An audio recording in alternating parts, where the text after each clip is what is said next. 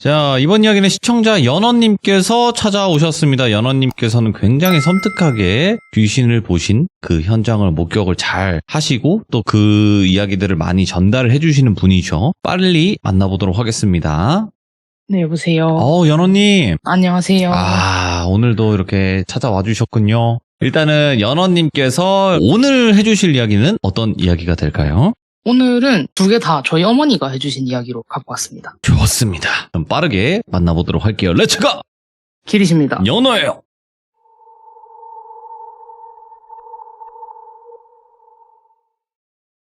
제가 또 오늘은 어머니 얘기만 또 좀 들려드리려고 하니까 예. 괜히 또 좀 아쉬운 거예요. 그래서 제가 시참을 준비를 하면서 무슨 좀 짧은 얘기를 해드리지 하다가 제가 저번 주 토요일에 보면 안 될 거를 갑자기 보게 돼가지고 어이구. 예? 이거 예전 같았었으면 그냥 넘어갔을 텐데 이거 이제 말씀드려야지 싶어가지고 이제는 귀신 보면 빠르게 시들면서 얘기해야지. 네, 이제 제가 제 대나무 숲이 있으니까 예. 네, 그래서 되게 짧은 이야기인데 이런데도 귀신이 있구나 하고 제가 보고 왔거든요. 제가 저번 주 토요일에 되게 간만에 그런 걸 좀 봤어요. 요 근래에도 컨디션이 너무 좋아서 안 보고 있었었는데 제가 저번 주 토요일에 친한 친구랑 제가 요새 좀 취미로 하고 있는 게 클라이밍을 하고 있어요. 그래서 저번 주 토요일에도 친구랑 이제 실내 암벽장을 갔는데 거기가 규모가 꽤 컸거든요.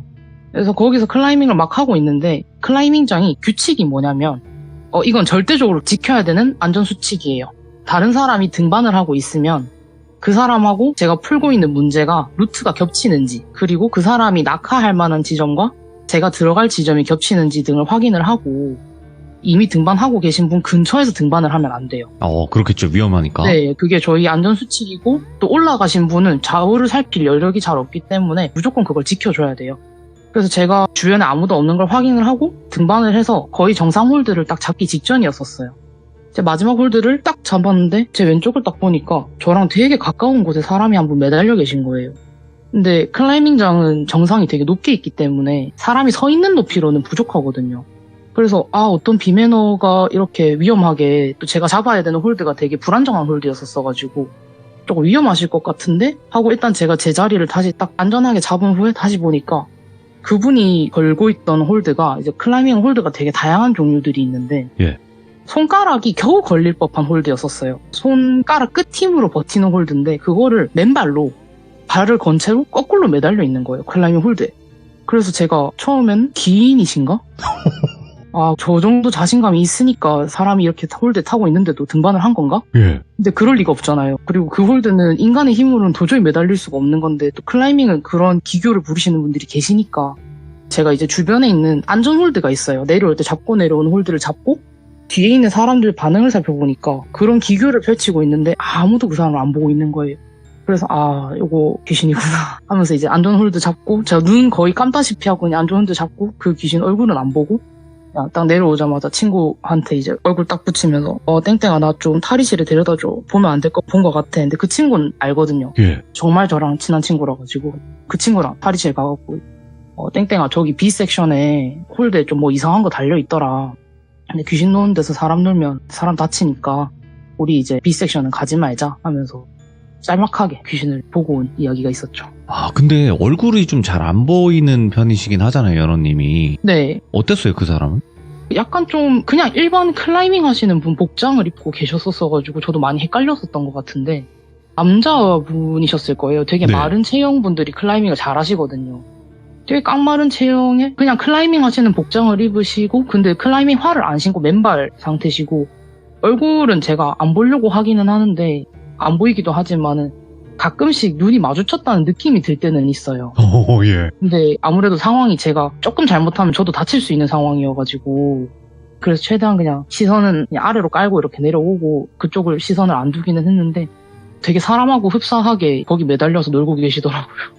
그러면 거기서 사고가 있었을까요? 아니면 단순히 그냥 귀신이 따라한 정도일까요? 모르겠네요. 제가 그거를. 보기에는 재밌어 보여서 그냥 따라했구나. 재밌어 보여서 하는 느낌 그런 느낌이 좀 받을 때가 있거든요. 얘가 왜 이런 행동을 하고 예.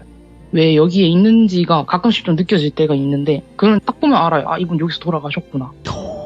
그런데 그냥 그분은 여기서 되게 재밌게 놀고 계시구나. 왜냐면 느껴지는 기운이 되게 신나셨었어요. 그냥 자, 이제부터 클라이밍 하시는 분들은 혼자 못 하시겠네, 밤에. 이거 못해요. 아, 그렇게 밝고 깨끗한 곳에서도 그런 식으로 나온다는 게 저도 좀 놀래가지고. 어디에나 있고, 아시죠, 연호님? 그리고 또 시들문 지금 듣고 계신 분들 옆에 다 있잖아요. 그죠? 그죠? 예, 다 있어요. 자, 그러면 이제 어머님 이야기인데 어떤 이야기가 될까요? 이 얘기는 저희 어머니가 겪으신 일은 아니고, 어머니가 일본에서 유학생활 하시던 중에 나이 차이는 한 7살인가 8살 나는, 연배 차이가 많이 나는 남자 선배님이 한 분 계셨었는데, 네. 그분이 해주신 좀 기묘한 이야기가 있으셔가지고 제가 한번 오늘 말씀드리려고 합니다. 예전부터 계속 제가 말씀드리고 있다시피 어머니는 일본에서 미술로 유학 생활을 하셨었어요. 그런데 또 일본은 섬이기도 하고 저희가 듣기로는 되게 기묘한 이야기가 많잖아요. 그래서 이거는 제가 추측하건대 뭔가 요괴에 관련된 이야기였던 것 같은데, 선배분 이름은 그분도 일본인이시니까 그냥 제가 제일 부르기 편한 이름으로 미나모토 선배라고 하고 이야기를 시작하겠습니다. 예. 미나모토 선배는 먼 타지에서 온 저희 어머니한테 되게 학교 생활도 잘 알려주시고 또 친구도 많이 만들어주신 정말 고마우신 분이라고 저희 어머니가 말씀하셨었어요. 예. 그래서 그 선배분이 가끔씩 어머니 힘든 일이 있으면 술도 한잔 사주시고 그러시다 보니까 들려주신 이야기인데, 미나모토 선배가 약 1학년이던 시절, 어머니 말에 의하면은 그 미나모토 선배가 키도 되게 펀칠하시고 인물도 그 일본 배우 기무라 타쿠야라는 이야. 배우를 좀 닮으셨었다고. 잘생기셨는데? 네, 되게 엄청난 훈남이셨었대요. 예. 그래서 그런가 이제 입학하자마자 여러 여성분들한테 대시가 끊이지를 않으셨었대요. 근데 그러다가 한 여자와 이제 사랑에 딱 빠지게 됐는데, 그분이 학과에서 되게 유명한, 그분도 아리따다고 유명하신 여자 선배분하고 그렇게 사귀게 됐는데, 그 여자분은 집도 되게 잘 사시고 성격도 좋고 또 외모도 너무 예쁘시고 또 자기 일을 되게 열심히 하는 분이셨었어가지고, 이 미나모토 선배도 내가 결혼을 한다면은 이 여자와 해야겠다라는 생각을 하셨을 정도였대요. 뭐 그렇게 이제 미나모토 선배는 그 여자 선배한테 완전히 푹 빠져가지고, 예. 이 여자 선배는 아무래도 이제 거의 졸업학년이 끝빠지셨었어가지고 이대기도 하고 해서 작업을 밤늦게까지 했대요. 그래서 항상 밤마다 자전거를 타고 작업실 앞에 데리러 가서 뒤에 태운 다음에 밤늦은 시간이더라도 같이 근처 공원을 산책을 하고 집에 데려다 주는 게 그들만의 그 데이트 루틴 같은 거였대요. 그래서 그날도 그냥 미나모토 선배는 이제 여자친구를 태우려고 자전거를 타고 학교로 갔는데, 그날은 이상하게도 한참을 기다려도 맨날 나오던 시간에 여자친구가 안 내려오더래요. 근데 여자친구가 성격도 좋고 진짜 착하고 다 좋은데, 딱 하나 문제가 뭐였냐면은 이 예술감이 좀 있으신 분이셔서 그랬는지 작업할 때 건드리면은 좀 평소보다 예민하게 화를 내고 반응을 했었어가지고, 좀 기다려보자 하고 기다렸는데, 밑에서 한참을 고민하면서 기다려도 안 내려오니까 계단을 올라가서 여자친구가 있다는 작업실 문을 딱 열었는데, 여자친구가 바닥에 입에 거품을 문 채로 쓰러져 있더래요.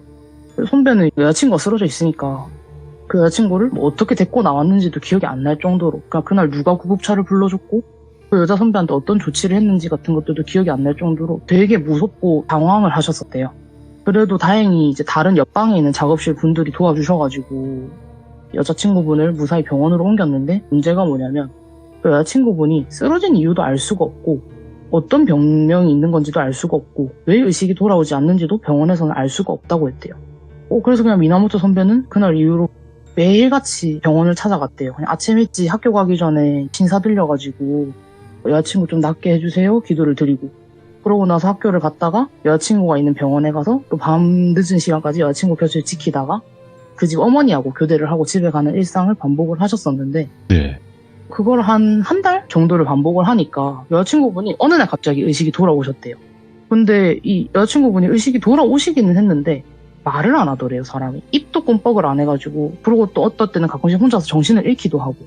그래서 이 몇 날 며칠 입을 그냥 꼭 닫은 채로 그냥 병실 한 구석만 맨날 응시하고 있고, 미나모토 선배가 뭐 이거 먹을래? 아니면 TV 딴 거 틀어줄까? 이렇게 물어도 그냥 고개를 아래 위로 까딱거리거나 아니면 좌우로 흔드는 정도의 그런 간단한 의사 표현만 하시고 아무 말도 안 하더래요. 여자친구는 이제 몸은 점점 말라가고 또 말수는 없고, 그날 무슨 일이 있었던 건지 또 어디가 아픈 건지 아무것도 알 수가 없으니까 의사도 원인이 뭔지는 모르겠지만 그냥 충격이 커서 그런 것 같다, 그런 말만 반복을 했대요. 네. 선배는 그런 여자친구가 답답하기도 하면서 또 너무 사랑하니까 걱정이 됐던 거죠. 그래서 그날 도대체 무슨 일이 있었길래 내가 딱 10분만 더 일찍 갈걸, 내가 좀만 더 일찍 올라가 볼걸, 이런 자책들도 하시면서 여러 날들을 지내셨는데, 어느 날은 미나모토 선배가 학교를 마치고 병원에 와서 이제 병실 구석 의자에 앉아가지고 그날은 너무 피곤해서 잠이 드셨대요. 이렇게 잠을 자고 있는데 어디 꿈속에서 들리는 것처럼 여자친구 목소리로 자만이 나리마세, 자만이 나리마세, 한국말로 방해되지 않아요 라는 말을 여러 번 반복을 하더래요. 예. 그래서 미나모토 선배가 몇 달 만에 듣는 이 여자친구 목소리에 심장이 두근거려가지고 눈에 번쩍 뜨니까 실제로 여자친구가 말을 하고 있더래요. 내용이 조금 이상하기는 했지만 무슨 말을 하든지 간에 지금 일단 내 여자친구가 입을 연 상황이니까 벌떡 일어나가지고 가서 여자친구를 막 끌어안았대요. 근데 여자친구분은 안긴 채로도 계속해서 자만이 나리마세, 자만이 나리마세, 방해되지 않아요, 방해되지 않아요, 계속 그 말을 반복을 하더래요. 그래서 미나모토 선배가 막 울면서 여자친구한테 대체 뭐가 방해되지 않는 거냐고 막 물어도 여자친구는 그냥 하염없이 계속해서 방해되지 않아요, 죄송합니다, 죄송합니다, 괜찮습니다, 계속 이 말만 반복을 하더래요. 그렇게 또 그 말만 계속 반복하기를 며칠을 반복하고 또 입을 다물었다가 또 며칠을 반복하고 입을 다무는 사이에 계절이 2번이 바뀌고 결국에는 그 다음 해가 찾아왔대요. 예. 그맘때쯤부터는 선배도 이제 인내심의 한계를 느끼기 시작을 했었고 또 여자친구 부모님이 선배를 붙잡고 이제 그만 헤어지는 게 어떻겠냐. 너는 젊고 미래가 창창한데 저렇게 아픈 우리 딸한테 네가 안 매여 있으면 좋겠다라고 얘기를 해주셔가지고 선배는 그때 이후로는 여자친구를 찾아가지 않았고 네. 이제 곧장 휴학을 하시고 일본이나 뭐 한국, 중국, 미국 같은 곳들을 1년 동안 여행을 하셨대요. 휴학을 하고.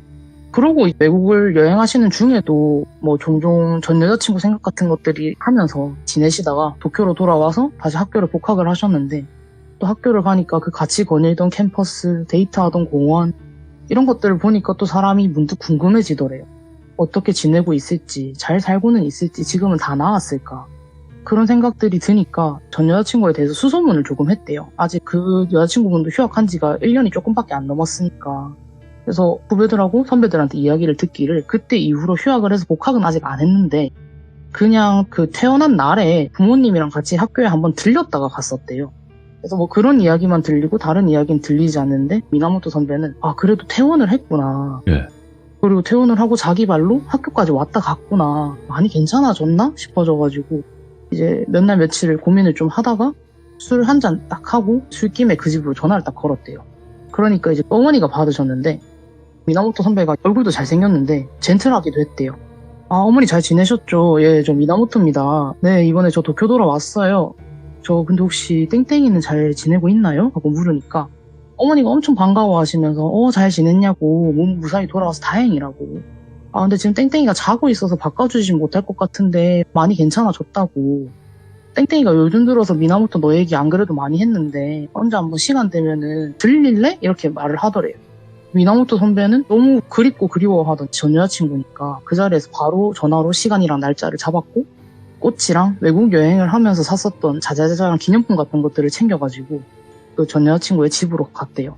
현관에 서서 문을 이렇게 두드리니까 전 여자친구가 환하게 웃으면서 문을 열어줬고 예. 미나모토 선배는 멀끔한 원피스 차림에 머리도 그새 좀 기른 것 같고 너무 멀쩡해 보이는 전 여자친구 모습에 안도감이 들어가지고 뭉클해져서 그 자리에서 한참 울었대요. 한참 울다가 이제 뭐 집안에 들어오라 해가지고 들어가서 식사도 하시고 차도 마시고 하면서 막 어머니하고 아버지하고 전 여자친구분하고 셋이서 막 수다도 떨다가 전 여자친구분이 자리에서 일어나시더니 미나모토 선배한테 잠깐 방에 가서 둘이서만 얘기하고 싶어 라고 얘기를 했대요. 그래서 미나모토 선배는 아 이게 혹시나 그 재회하자는 신호인가 싶어가지고 떨리는 마음으로 전 여자친구분의 방으로 향했는데 방문을 이렇게 딱 여니까 방 안 여기저기에 나무 그림, 나무 인형, 작은 분으로 된 나무, 화분, 그리고 산에서 가져온 것 같은 나뭇잎, 나뭇가지, 솔방울 그런 것들이 방 안 여기저기에 되게 어지럽게 놓여져 있더래요. 그래서 왜 이런 게 많지? 근데 인테리어라고 하기에는 뭔가 좀 이질감이 들었대요. 그래서 여자친구분한테 방 안에 나무가 되게 많아졌네? 너 이런 거 좋아했었어? 하고 물어보니까 전 여자친구분이 되게 어두운 표정으로 일단 자리에 앉아보라고 하더니 미나모토 너가 믿던가 말던가 상관없는데 내 얘기 좀 들어봐 하면서 선배가 지난 1년이 넘는 시간 동안 계속해서 궁금했었던 그날 있었던 일에 대해서 얘기를 해줬대요. 선배가 그 밑에서 기다리던 그날도 어김없이 여자 선배는 작업을 하고 있었대요. 마감이 얼마 안 남아서 되게 열심히 일을 하고 있는데 갑자기 귓가에서 트트트트트트 트트트트트 하면서 나무를 칼로 깎는 소리가 나더래요. 근데 미대생들은 아마 다 아실 거예요. 그 미술연필을 칼로 깎는 소리 있잖아요. 그런 드드드득 소리가 나서 누가 미술연필 지금 칼로 깎나? 이런 생각을 했는데 작업실에는 여자 선배 혼자 있었고 문도 닫혀 있었고 해서 이게 어디서 나는 소린 거지? 하셨는데 바로 자리에서 일어나서 주위를 이렇게 둘러보니까 뭐 아무도 없더래요. 아무도 없고 소리의 근원지도 도저히 찾을 수가 없어서 뭐 이제 안 들리니까 됐다 하면서 다시 자리에 앉아서 막 그림을 그리고 있는데 한참을 그리다 보니까 또 어디서 드드드드드득 드드드드드득 하면서 나무 깎는 소리가 나더래요. 예? 근데 좀 예민하다고 했잖아요. 그래서 이번엔 집중력이 흐트러지니까 화가 많이 난 여자 선배가 벌떡 일어나서 작업실 안, 복도까지 샅샅이 뒤졌는데도 소리의 근원지를 찾지를 못했대요. 그래서 나무 서랍이나 책상 같은 거에 저희가 벌레 들어가면은 갉아먹는 소리가 날 수도 있으니까 이거는 벌레가 갉아먹는 소리인가? 근데 그런 소리가 이렇게 큰가? 라는 생각은 했지만 그래도 사람이 이유를 좀 알게 되면은 해결을 못해도 속은 시원하잖아요. 그래서 그냥 신경 쓰지 말자. 그림 그냥 마저 그리자 하다가 한참 그리다가 미나모토 올 시간 다 됐는데 싶어서 일을 정리를 하고 있었대요. 근데 또다시 뒤쪽에서 드드드드드드 드드드드드 소리가 들리더래요. 근데 이번엔 좀 더 크게 그리고 여자 선배 머리 바로 뒤에서 선배가 뭐지? 하는데 갑자기 드드드득 소리가 뚝 그치더니 한 초등학생 정도 나이에 되게 어린 여자아이 목소리로 와타시가 이때 자만이 나리마시타카? 제가 있어서 방해가 되었나요? 그렇게 등 뒤에서 묻더래요.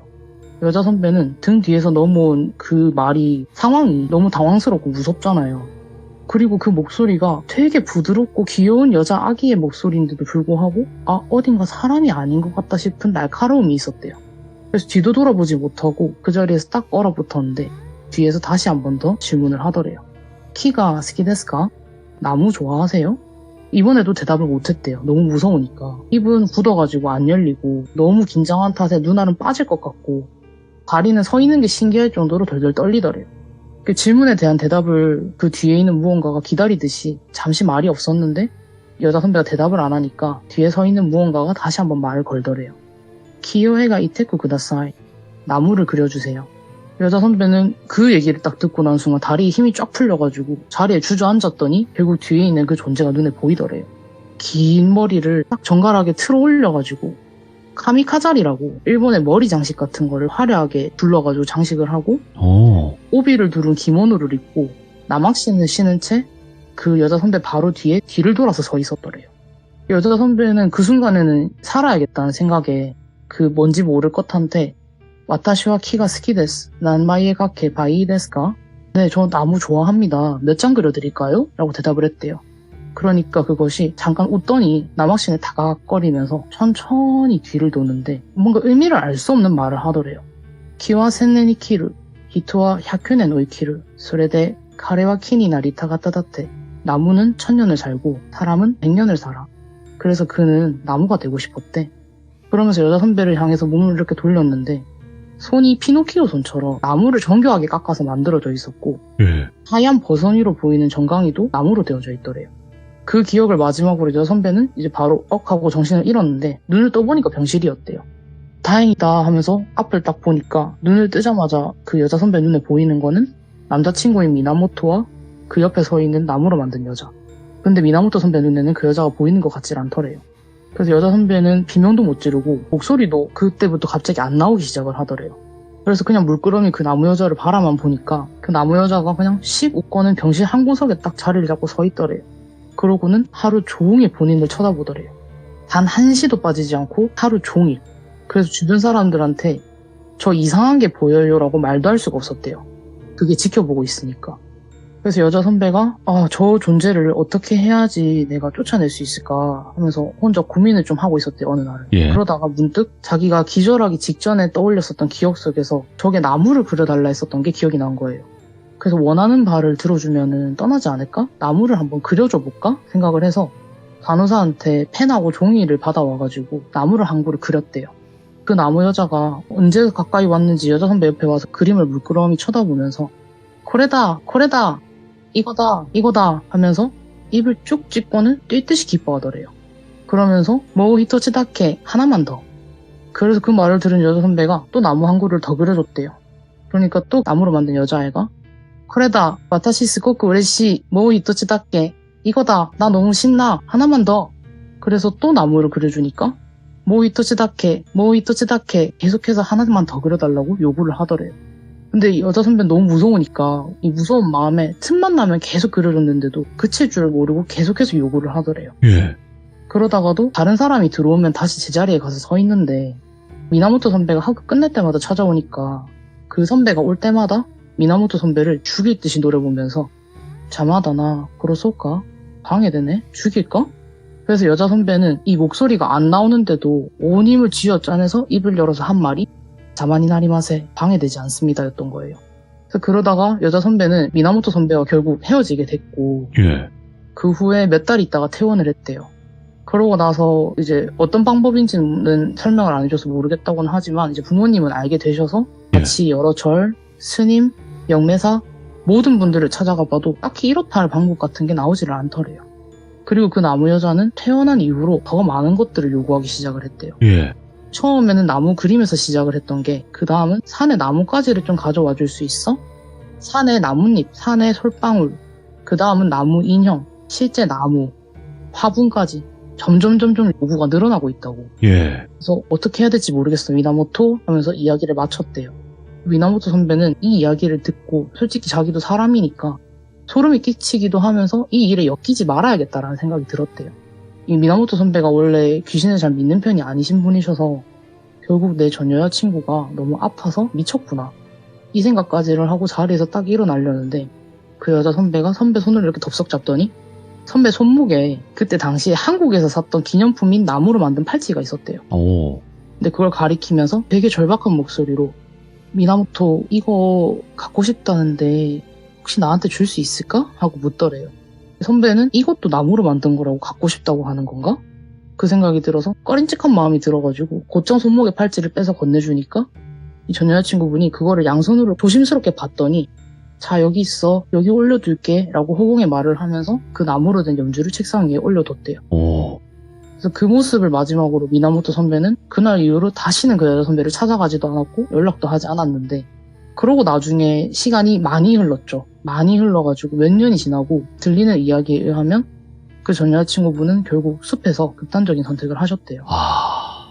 그래서 다른 분들은 그 언니가 아파서 많이 힘들어서 그랬나 보다 아니면 집안이 망해서 그랬다더라 그런 이런저런 이야기들이 수군거리는데 선배만 혼자 그 얘기를 들었을 때 그 나무 여자한테 전 여자친구가 그림을 그려주겠다고 약속을 해서 요구를 들어주다 결국 숲으로까지 따라간 게 아닐까 한다는 생각을 하셨다고 하며 미나모토 선배가 이야기를 마쳐주셨습니다. 야, 아니 근데 이야기도 이야기지만 이 중간중간 어쨌든 일본에서 있었던 일이니까 네. 일본어를 해주시는데 제가 알아듣는 그게 너무나 즐겁네요. 그죠. 저 그게 아까도 공부의 즐거움입니다. 일본어를 하셨는데 제가 이랬잖아요. 그게 이제 네. 알아들었으니까 그런 거 아니에요. 그죠? 그죠. 야, 이거 공부 잘 되네요. 들려요, 이제. 애니만큼 좋은 일본어 공부가 없습니다. 야, 아니 그럼 하나만 뭐 아무거나 일본어 해보세요. 제가 맞춰볼게요. 고래? 이거? 오. 아니 무슨 장난하십니까? 잠깐만. 저도 아니, 잠깐만요. 틀릴까봐 아니, 그래서 갖고 고래? 왔는데. 아유, 저를 어떻게 보신 겁니까? 네. 예, 알겠습니다. 그러면 이제 다음 또 이야기가 있을 것 같은데 어떤 이야기가 될까요? 다음은 저희 가족 이야기를 좀 들려드릴 것 같은데 오, 예. 이번 이야기도 어머니가 들려주신 거긴 한데 저희 외할머니의 어머니 그러니까 저한테는 외증조모 얘기인데요. 근데 저희 외갓집이 대대로 좀 그런 게 있다고 했잖아요. 네.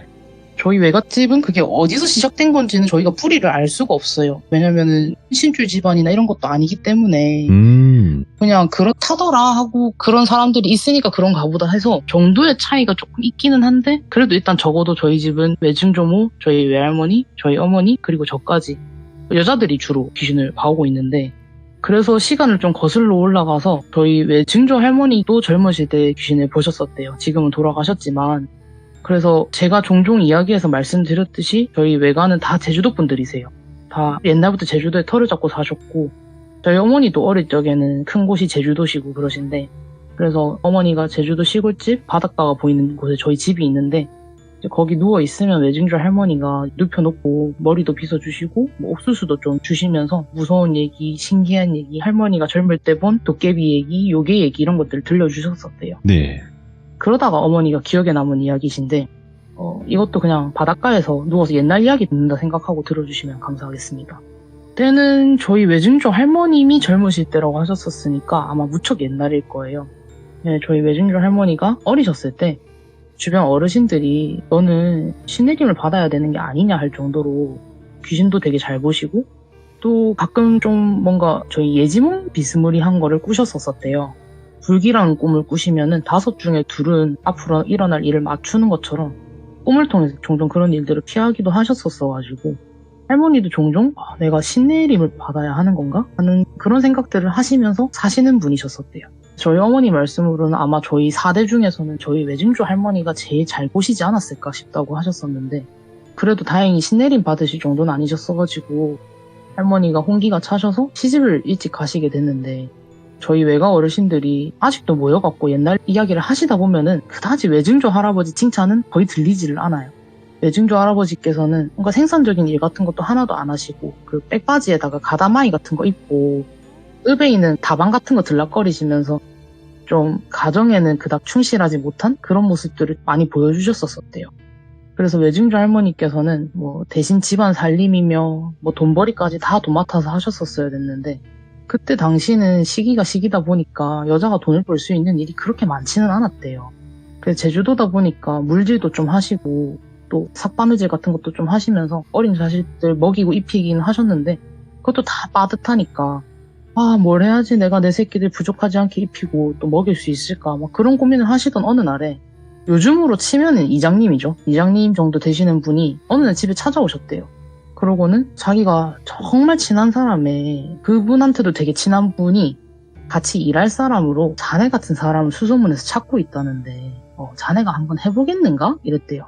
근데 여기서 자네 같은 사람이 뭐냐면 귀신 보는 사람을 말하는 거였대요. 근데 일은 간단했대요. 그냥 무당집에 아침 일찍 와서 무당 식사 같은 거 챙겨드리고 또 당집 청소하고 그런 허드렛 일 하시는 분을 그냥 찾고 있었던 건데 네. 제가 당집을 살면서 2번 정도 가보긴 해서 뵌 적은 있는 것 같아요. 옆에 도와주시는 분들이 계셨던 것 같은데 그런 비슷한 일이었던 것 같아요. 그래갖고 할머니는 콕 집어서 귀신을 볼 줄 아는 사람을 찾는다는 게 좀 찝찝하시긴 했는데 저한테는 큰할아버지 그러니까 큰아들을 또 학교에 보내야 했었어가지고 당장 돈이 급하니까 그 일을 그냥 하겠다고 하셨대요. 그래서 당집에서 일을 하기 시작하셨는데 일을 하기로 하고 그 무당분이 할머니 보고 이제 일 시작하기 전에 그래도 한번 만나서 식사라도 하자 해갖고 이제 그 집을 딱 찾아갔더니 그 집 딱 들어가서 무당이 큰 산방이라고 하죠. 약간 대청마루 비슷한 곳에 가만히 앉아 있더래요. 그래서 할머니가 안녕하세요 하고 인사를 하니까 할머니 쪽은 쳐다도 안 보고 안녕하세요 하고 인사를 받더래요. 그래서 할머니가 처음에는 아이고 이제 내 돈줄 진 사람이 참으로 심보가 못되먹은 인간인갑다. 어째 사람을 쳐다도 안 보고 저리 인사를 하노 이렇게 생각을 했는데 좀 더 가까이 가서 대화를 나눠보니까 사람은 되게 사근사근하고 착하더래요.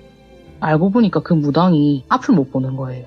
어머니 말로는 그때 얘기 묘사를 들어보니까 아마도 백내장인 것 같았대요. 그 무당이 이제 백내장이 와가지고 본인 눈으로는 앞도 잘 안 보이지 또 귀신도 그래서 안 보이지 하니까 찾아오신 손님도 또 안 보이고 하니까 할머니같이 귀신을 볼 줄 아는 사람이 보조로 필요했던 거예요. 그래서 할머니가 그 당집에서 주로 하게 된 일은 뭐였냐면 그 무당을 대신해가지고 옆이나 혹은 뒤편에 이제 앉아있다가 무당이 부르면은 가까이 다가가서 여자 하나 남자 하나 사람 들어왔고 뒤에 물에 젖은 거 하나 있는데 저게 원흉인 것 같습니다. 뭐 이런 얘기를 해주면 무당이 그 얘기를 잘 듣고 머리에 그려진다 하면서 점사를 하거나 가끔 부적도 팔고 구슬했대요. 근데 생각보다 둘이 합이 잘 맞아가지고 당집을 찾아오시는 분들이 점점 많아지셨대요. 뭐 둘이가 거의 환상의 콤비였던 거죠. 그래서 그 무당이 약간 동기신인 거 빼면은 어떨 때는 가끔은 돈도 안 받고 부적을 줄 때도 있고 길 잃은 손님을 재워주기도 하고 또 할머니한테 돈도 꽤 넉넉하게 챙겨줘갖고 되게 착한 구석이 많은 분이셨대요. 그렇게 거기서 겨울에 들어가서 한여름이 됐을 때쯤이었대요. 장마철이었는데 무당이 자기가 기도터에 기도를 좀 드리러 좀 오래 갔다 올 건데 자기가 이게 자리를 비우면 그 사이 장사가 안 되잖아요. 그러니까 내가 없는 사이에 손님이 오면 그냥 네가 대신 좀 대충 받아라 이랬대요. 한 장이라도 더 팔고 굿 하나라도 더 받아야 니랑 나랑 먹고 산다고. 그래서 할머니가 이제 펄쩍 뛰셨대요. 내가 그 일을 무지하냐고 내는 무당도 아닌데 하면서 막 뭐라 하니까 그 무당이 저희 외증주 할머니한테 너 어차피 다 보고 느끼지 않냐고 네가 반무당이 아니면 뭐냐 그냥 집안 좋아지는 부족 같은 거 내가 몇 장 써놓고 갈 테니까 네가 알아서 좀 잘 해봐라. 니도 일한 지 반년 됐는데 이런 것도 해봐야지. 이러면서 그냥 제주도 어디에 있는 동굴 같은데 자기 무당 어머니하고 다른 무당 선생님들하고 몇 날 며칠 기도를 드리러 그냥 쏙 가버렸대요. 그래서 할머니가 진짜 하기 싫은데 자기가 그 일을 안 하면 돌려보낸 손님들이 다음번에 또 찾아와가지고 그때 문 닫혀 있어서 아쉬웠다 이런 얘기를 하면 이 일을 안 하는 게 바로 들통이 나잖아요. 그래서 그래 내가 옆에서 어깨너머로 배운 것도 있고 내가 조금 볼 줄을 아니까 대충 이런 게 붙었지요. 오늘은 내 부적 한 장 써줄 테니까 다음에 다시 어디서 뭐 이런 식으로 하면 될 것 같아서 모르겠다 하고 당진문을 열었대요. 그러고 이제 며칠이 지났는데 사람이 또 자기한테 맞는 자리에 앉아 있어야지 장사가 되든가 말든가 하나 봐요. 맨날 그 무당이 앉아있던 자리에 앉아서 손님을 기다리는데 손님은 그냥 개미새끼 한 마리도 안 보이더래요. 할머니가 문을 연 날부터 그래도 두세 순 올 텐데 왜 이렇게 손님이 안 오지 하면서 손님을 기다리는데 또 내심은 다행이다 싶으셨대요. 뭐 이렇게 돈을 못 벌어놓으면은 일도 안 했다 할 텐데 뭐 어쩌겠노 하면서 막 그냥 걱정을 하고 있는데 한날은 그냥 그렇게 방에 앉아서 시간만 이렇게 때우고 계셨는데 갑자기 비가 엄청 쏟아지더래요 바깥에. 근데 제주도는 이게 비바람이 장난이 아니니까 할머니가 하시던 일 중에는 또 비가 오거나 바람이 너무 많이 부는 날에는 이제 마당에 널어놓은 것들도 다 빼고 또 창문에는 나무 판자 같은 걸 끼워서 덧대는 그런 일을 하셨었어야 됐대요. 그래서 급하게 이제 마당으로 뛰쳐나갔더니 딱 나가서 문 밖을 보니까 문 밖에 어떤 젊은 여자가 비 피할 곳을 못 찾아가지고 비를 쫄딱 맞으면서 막 우왕좌왕하고 있더래요. 근데 여자가 나이도 할머니랑 좀 비슷해 보이고 비가 아직 초여름이다 보니까 맞아보니까 너무 차갑더래요. 할머니가 마침 집주인도 없고 손님도 없는데 괜찮겠다 싶어가지고 그 젊은 여자를 막 불렀대요. 아가씨 들어와서 비 그치면 가라고. 마루 밑에 좀 앉아있다 가라고 하니까 여자가 좀 머뭇머뭇하다가 비가 막 쏟아지다 보니까 옷이 젖어가지고 좀 보일랑 말랑 하니까 놀래갖고 들어오더래요. 집안에 딱 들어와서 대청에 앉았는데 그러고 할머니한테 아이고 감사합니다 인사를 하는데 할머니도 또 그냥 아유 그래 내 또래 여자 오니까 또 신이 나신 거예요. 심심했는데 수다 하나 좀 떨어야겠다 하면서 옆에를 딱 보는데 그 여자분 옆에 되게 키가 작은 남자 하나가 앉아있더래요. 저런 게 언제부터 옆에 있었지 하는데 생긴 꼬라지가 딱 봐도 귀신이더래요. 비쪽 꼬라갖고 볼은 다 패여있고 눈 두덩이에도 살이 없어서 눈알이 거의 튀어나오기 직전인 어떤 남자가 아무 말도 안 하고 입을 꼭 닫은 채로 여자 옆에 되게 초라한 행색으로 앉아있더래요. 여자도 첫 보기에도 엄청 말랐는데 남자는 그냥 거의 뭐 뼈대가 나뭇가지 같더래요. 그리고 그냥 계속 여자 등 뒤에 딱 붙어가지고 여자만 계속 쳐다보는데 할머니가 아신 거죠. 아유 저거 이 여자한테 붙은 귀신인갑다. 그래서 할머니가 시선도 안 주셨대요. 할머니는 무당도 아니시고 그냥 보이시는 거니까 뭐 해줄 수 있는 게 없어서 그냥 쳐다도 안 보고 있었는데 비가 그칠 기미가 안 보이니까 여자는 또 갈 길은 멀다 하고 해서 점심 먹을 시간도 다 됐고 해서 여자한테 그러면 밥이라도 한 끼 먹고 가라 하면서 할머니가 같이 먹으면 된다 숟가락 하나만 더 넣으면 된다 하면서 식사를 딱 차려드리려고 하는데 여자가 표정이 영 안 좋더래요. 그래서 할머니가 뭐 와 그라요 하니까 여자가 아닙니다 제가 음식이 잘 안 넘어가가지고요 그쪽만 식사하셔요. 저는 저 고기만 넘어가면 저희 집이니까 그냥 집에 가서 먹겠습니다. 뭐 그런 말을 하더래요. 근데 한국인은 또 이게 밥정이 무섭잖아요. 할머니는 영 못마땅하더래요. 저래 말랐는데 어째 뭘 안 먹고 저 높은 고개를 넘어간단 말이고 싶어가지고 밥상을 차려와서 억지로 앞에 앉혔대요. 뭐 옛날이니까 거창한 밥상까지는 아니더라도 바로 앞이 바다여서 뭐 이것저것 먹을 건 좀 제법 있었대요. 손님도 있고 하니까 다른 굿판 가가지고 받아온 음식도 좀 꺼내고 해갖고 푸짐하게 밥상을 차려서 대청에 딱 갖고 오니까 여자가 갑자기 눈을 반짝거리더래요. 눈을 반짝반짝거리면서 밥상을 딱 보자마자 며칠 굶은 사람 마냥 아이고 잘 먹겠습니다 감사합니다 하고는 갑자기 눈이 획 돌아가지고 거의 밥상에 달려들더래요. 여자가 밥을 크게 한술 떠가지고 야무딱지게 밥을 한두 숟갈 뜨는 걸 보면서 할머니는 뿌듯하셨대요. 그래 니도 내심 배가 고팠지 생각하시면서 할머니도 밥 숟가락을 뜨고 식사를 하시려고 하는데 여자한테 인사는 해야 될 것 같아갖고 아유 천천히 먹읍소 누가 안 뺏어 먹습니다 라고 하니까 갑자기 여자가 할머니를 딱 쳐다보더래요. 그걸 먹던 숟가락을 내려놓고 할머니한테 가까이 다가와서 되게 작은 목소리로 누가 들을까봐 말하는 것처럼 소곤거리더래요. 아닙니다 제 밥은 진짜로 뺏어 먹습니다 하더래요. 할머니가 영문을 모르겠어가지고 그게 무슨 소리예요 하니까 여자가 갑자기 옆으로 픽 쓰러지더래요. 그리고 잠을 자는 것처럼 어느 순간부터는 코 고는 소리를 내더래요. 네.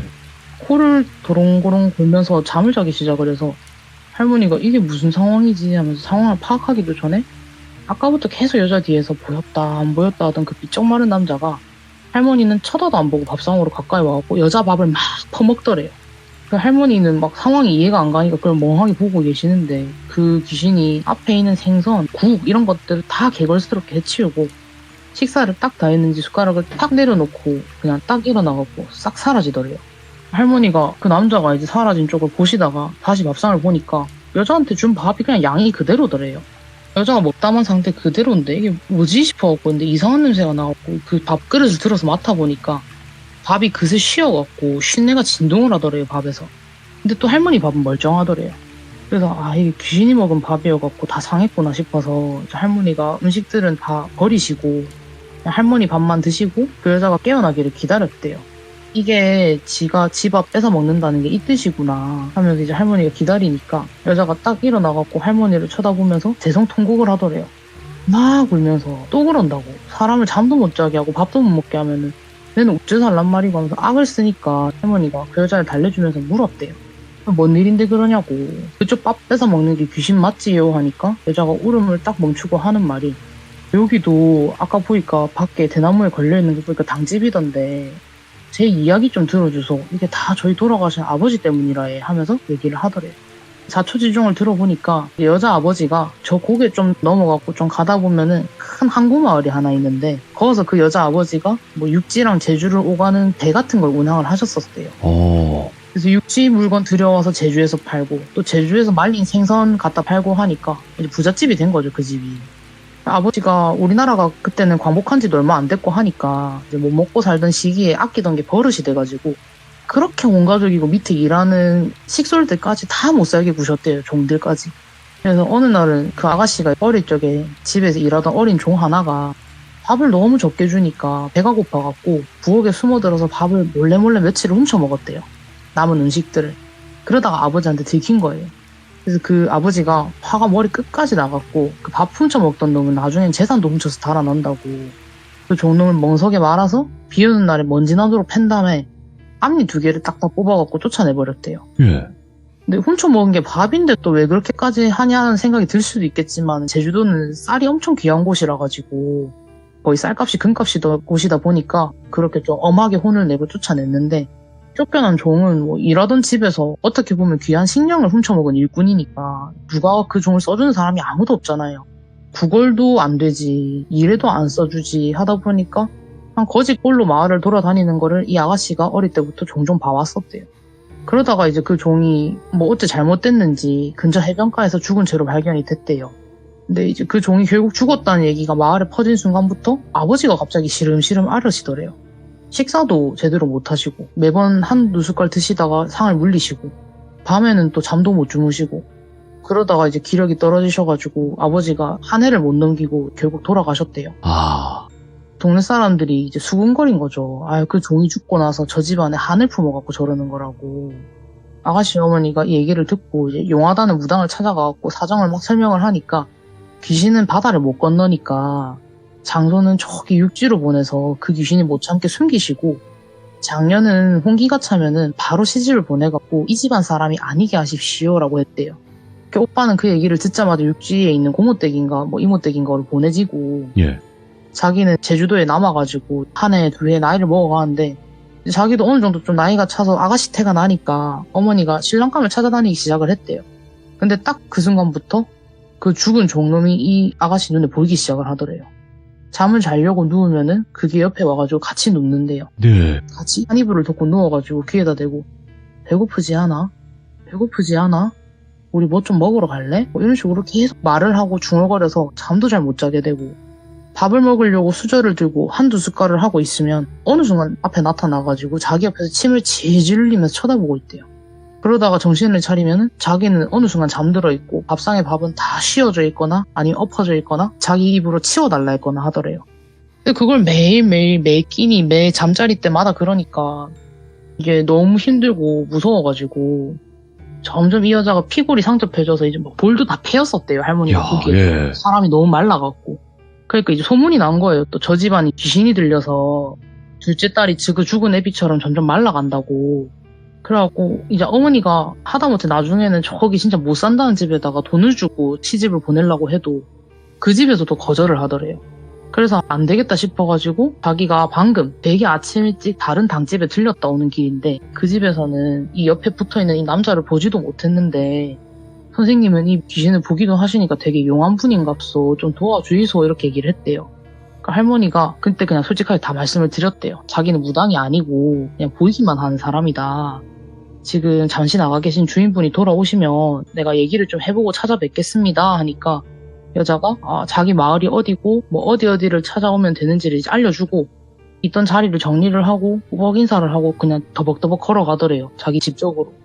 그러고 이제 며칠 있다가 원래 집주인인 무당분이 돌아오셔가지고 그동안 있었었던 일들을 말씀을 들으니까 그 무당분이 그 집에 한번 가보자 이랬대요. 자기가 직접 손도 좀 잡아보고 집안 기운을 좀 느껴봐야겠다고. 근데 이게 보통 원한귀가 아닌 것 같은데 이게 내 힘으로 될지는 모르겠는데 내가 얼마 전에 다녀온 기도터가 기운이 되게 충만하고 좋았던 곳이라고 가능할 수도 있겠다. 한번 가보자 이러더래요.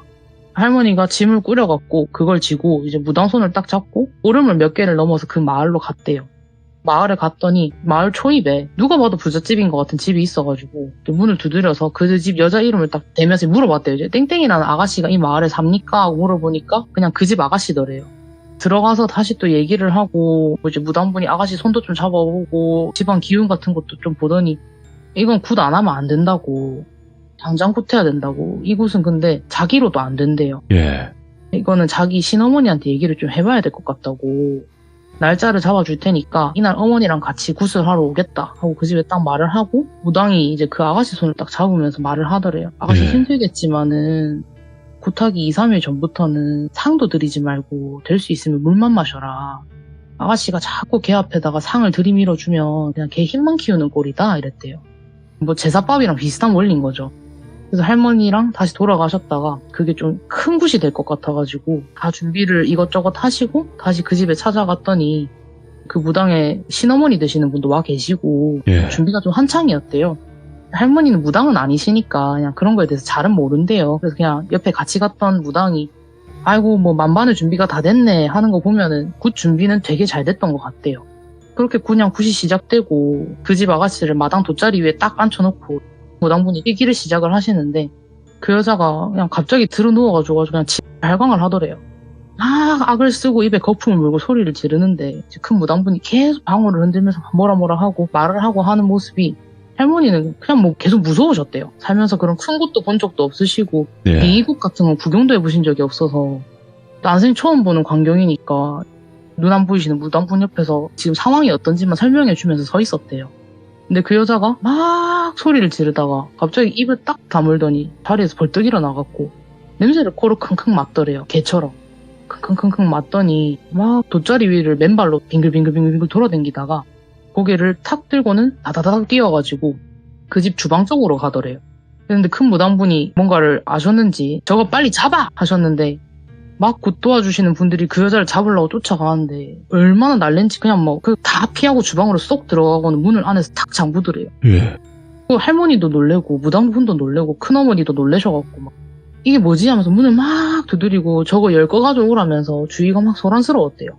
근데 그러고 있는데 잠시 후에 그 주방 안에서 막 진짜 여자가 살려달라고 지르는 듯한 비명소리가 막 나더래요. 주방 안에서. 근데 아무리 흔들고 아무리 빗장문을 올리려고 해도 나무문이 도저히 안 열리더래요. 비명소리는 안에서 계속 들리면서 뭔가 덜그럭거리는 그런 소리 같은 게 한참을 나더래요. 그러다가 어느 순간 주변이 고요해지고 결국에는 그 구판에 계시던 그 북치시는 분이 어디서 망치 같은 걸 갖고 오셔서 그걸로 문을 부수고 들어가니까 그 아궁이에 굿이 끝나면 구판 오신 분들한테 식사 대접하려고 큰 솥에다가 제주도식 탕국을 끓이고 있었대요.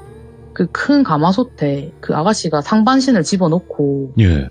몸이 반은 화상을 입고 익사한 채로 죽어 있더래요. 그래서 그 여자 시신이 가마솥에 몸을 반쯤 넣고 몸이 축 늘어져가지고 걸쳐져서 덜렁거리는 걸 보고 그래서 그 집 어머니는 뭐 기절하시고 뭐 난리도 아니었대요.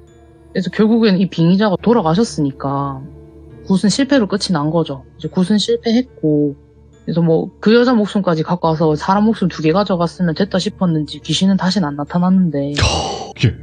나중에 이제 구판 정리하면서 식솔들이랑 섞여갖고 막 물건들을 정리하면서 식솔들 얘기를 할머니가 이제 가만 들으니까 네. 아가씨 시체를 급하게 건져서 모포 위에 눕혀놓고 보니까 입안에 탄국 건더기를 한가득 물고 있더래요. 죽기 직전까지도 얼마나 퍼먹었는지 아무리 입을 벌려서 그걸 털어내도 건더기가 한참을 나오더랬대요. 그래갖고 할머니가 아이고 걸신 하나 잘못 집에 들였다가 아이고 집안이 풍비박산이 났구나. 그래서 저희 어머니한테도 인색하게 굴지 말고 베풀면서 살아라. 그렇게 하시면서 옛날 이야기는 끝을 내주셨다고 아십니다. 야, 근데 연어님은 진짜 장점이 뚜렷하시네요. 어떻게, 야, 이게 한국의 이야기도 너무나 잘하시고, 일본의 이야기도 잘하시고, 이거 어떻게, 이거 사기 아닙니까? 아유, 일본, 한국, 중국밖에 모릅니다. 아니, 잠깐만요. 야, 중국까지? 제가 옛날에 어. 중국 유학 갔다 왔었어가지고. 좀 재능이 많다라는 얘기를 좀 많이 들으셨겠네요, 연어님도. 저는 그냥 그렇죠, 뭐. 겸손하십니다. 그러니까 겸손해야 돼요, 사람은. 예, 연어님 오늘 어찌 보면 세 가지 이야기를 들려주신 거예요, 그죠? 그쵸. 네, 뭐 의도치 앞에 않게 저번 주에 일이 있어가지고. 그쵸, 짧은 것까지 해서 세 가지 이야기를 들려주셨는데 원래는 이게 하나하나 이야기가 기억에 안 남을 수 있거든요. 한쪽의 네. 이야기가 좀 더 세고 그러면 그 뒤쪽의 이야기가 좀 희석이 된다거나 그런 경우가 있는데 이거는 하나하나 이야기가 전부 다 기억에 남는 섬뜩한 이야기 너무나 잘 들었습니다. 고맙습니다. 아유, 감사합니다. 감사합니다. 자, 연어님은 오늘 처음 참여하시는 분이 아니에요. 네, 이때까지 계속 또 참여를 해주셨고, 또 하나하나 이야기마다 전부 다 또 레전드 이야기를 들려주셨던 분입니다. 그래서 연어님의 이야기가 업로드가 되면 꼭 들어보시길 바라겠습니다. 감사합니다.